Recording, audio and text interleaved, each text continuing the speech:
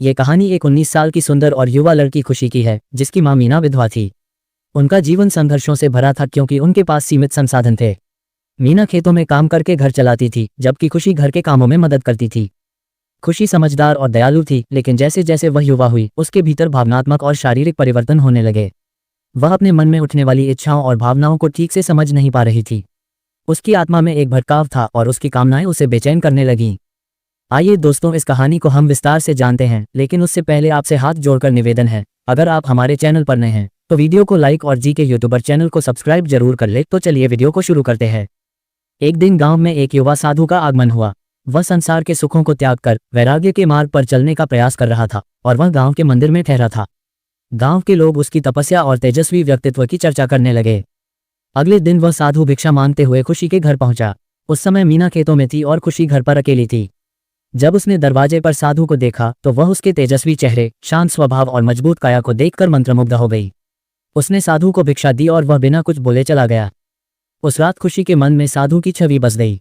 वह उसे भुला नहीं पा रही थी। धीरे धीरे वह अक्सर मंदिर जाने लगी, कभी पूजा के बहाने तो कभी अन्य कार्यों के बहाने। वह साधु को बस देख लेना चाहती थी। जैसे जैसे समय बीतता गया, खुशी की भावनाएं प्रबल होने लगीं। वह रातों को साधु के बारे में सपने देखने लगी। उसकी इच्छाएं इतनी तीव्र हो गई कि एक दिन उसने ठान लिया कि वह साधु से अपने मन की बात कहेगी।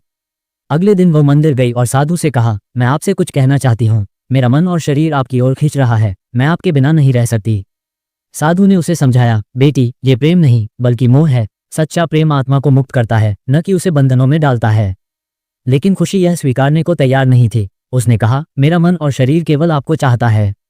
साधु का गुरु पेड़ के पीछे छिपकर ये सब सुन रहा था। उसने देखा कि उसका शिष्य अपने संयम पर अडिग है।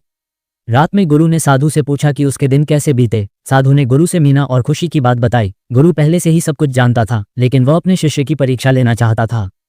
अगले दिन गुरु खुशी के घर पहुंचे और उसकी मां मीना से मिले। उन्होंने मीना से कहा, आपकी बेटी निर्दोष है। यह उम्र और मन का प्रभाव है। इसका सही समाधान यही है कि इसकी शादी करवा दी जाए। मीना को गुरु की बात समझ में आ गई। जल्द ही खुशी की शादी एक अच्छे युवक से कर दी गई। शादी के बाद खुशी का जीवन सुखद हो गया। इधर गुरु ने अपने शिष्य से कहा, वंश, तुम्हारी परीक्षा सफल रही। अब हमें अगले गांव जाना चाहिए। दोनों गुरु और शिष्य वहां से प्रस्थान कर गए।